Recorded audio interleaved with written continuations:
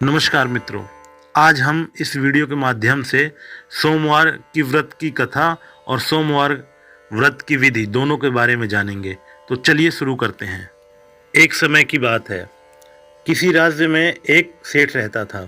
उसके घर में धन की कोई कमी नहीं थी, सारी सुख सुविधा सब कुछ मौजूद था, लेकिन इसके बावजूद भी वो बहुत दुखी रहता था। दुखी रहने का कारण उसका ये था कि उसके कोई संतान नहीं थी।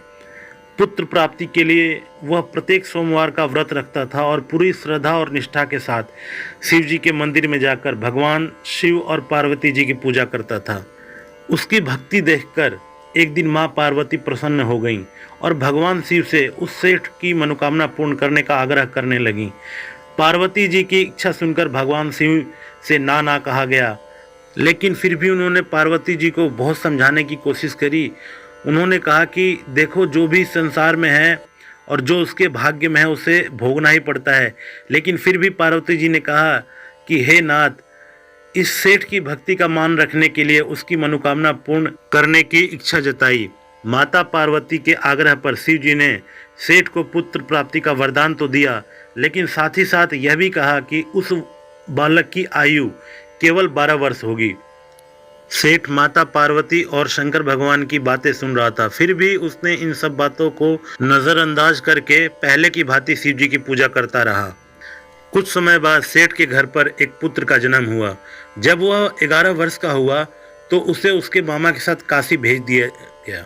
सेठ ने बालक के मामा को बुलाकर उसे बहुत सारा धन दिया और उसे कहा कि इसे काशी विद्या के लिए ले जाओ और मार्ग में यज्ञ कराना, और यज्ञ में जितने भी ब्राह्मण आए उनको भोजन कराना और दान दक्षिणा देते हुए जाना। दोनों मामा भांजे इसी तरह यज्ञ कराते और ब्राह्मणों को दान दक्षिणा देते काशी की ओर चल पड़े। रास्ते में रात में एक नगर पड़ा, जहां नगर के राजा की कन्या का विवाह था। लेकिन कन्या का विवाह जिस राजकुमार से होना था वह एक आंख से काना था।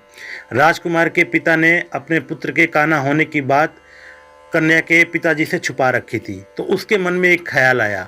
उसने जैसे ही सेठ के पुत्र को देखा, उसने सोचा क्यों ना इसी लड़के को राजकुमार बनाकर कन्या से विवाह करा दूंगा और बाद में इसे बहुत सारा धन देकर यहाँ से विदा कर दूंगा और कन्या को अपने घर ले जाऊंगा। राजा ने ऐसा ही किया, लेकिन सेठ का लड़का बहुत ईमानदार था। उसने चुपके से एक कागज पर लिखकर कन्या के साड़ी में कोने में बांध दिया कि मैं तो काशी पढ़ने जा रहा हूँ। कन्या ने वो चिट्ठी देखी तो पूरी बात अपने माता पिता को बताई। राजा ने अपनी पुत्री को विदा नहीं किया, जिससे बारात वापस चली गई। दूसरी ओर सेठ का लड़का और उसका मामा दोनों काशी पहुंचे और वहां जाकर उन्होंने यज्ञ किया। जिस दिन लड़के की आयु 12 साल की हुई उसी दिन यज्ञ रखा गया। लड़के ने अपने मामा से कहा कि मेरी तबीयत कुछ ठीक नहीं है। मामा ने कहा कि ठीक है, तुम अंदर जाकर आराम से सो जाओ। शिव जी के वरदान अनुसार कुछ ही देर में उस बालक के प्राण निकल गए। मरे हुए भांजे को देखकर उसका मामा जोर जोर से रोने लगा। संयोगवश उसी समय शिव जी और पार्वती जी उधर से ही जा रहे थे। पार्वती जी ने रोने की आवाज़ सुनी। उन्होंने भगवान भोलेनाथ से कहा कि हे नाथ, मुझे इसके रोने के स्वर सहन नहीं हो रहे हैं, आप इस व्यक्ति का कष्ट अवश्य दूर करें। जब शिव जी उस मरे हुए लड़के के समीप गए तो उन्होंने देखा कि ये तो वही सेठ का पुत्र है जिसे मैंने 12 वर्ष की आयु का वरदान दिया। अब तो इसकी आयु पूरी हो चुकी है। लेकिन मातृभाव से विभोर माता पार्वती ने कहा कि हे नाथ, आप इस बालक को और आयु देने की कृपा करें, अन्यथा इसके वियोग में इसके माता पिता भी तड़प तड़प कर मर जाएंगे। माता पार्वती जी के बार बार कहने पर भगवान भोलेनाथ ने उस लड़के को जीवित होने का वरदान दिया।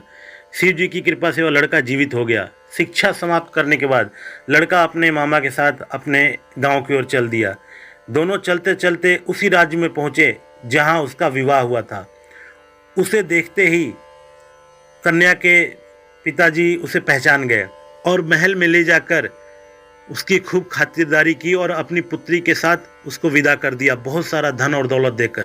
इधर सेठ और उसकी पत्नी का बहुत बुरा हाल था। भूखे प्यासे रहकर दोनों अपने बेटे की प्रतीक्षा कर रहे थे। उन्होंने प्रण कर रखा था कि यदि उन्हें अपने बेटे की मृत्यु का समाचार मिला तो वह भी अपना प्राण त्याग देंगे, परंतु अपने बेटे को जीवित देखकर बहुत खुश हुए।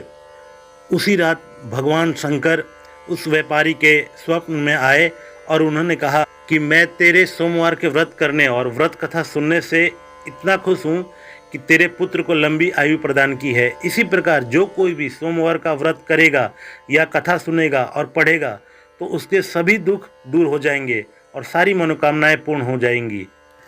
आइए जानते हैं सोमवार व्रत की विधि। सोमवार व्रत में व्यक्ति को प्रातः स्नान करके शिव जी को जल और बेलपत्र चढ़ाना चाहिए तथा शिव गौरी की पूजा करनी चाहिए। शिव जी की पूजा करने के बाद सोमवार व्रत की कथा सुननी चाहिए। इसके बाद केवल एक ही समय भोजन करना चाहिए। सोमवार व्रत 3 प्रकार के होते हैं: प्रति सोमवार व्रत, सौम्य प्रदोष व्रत और 16 सोमवार का व्रत। इन सभी व्रतों के लिए एक ही विधि होती है।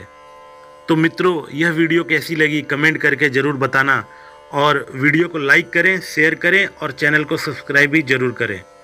धन्यवाद।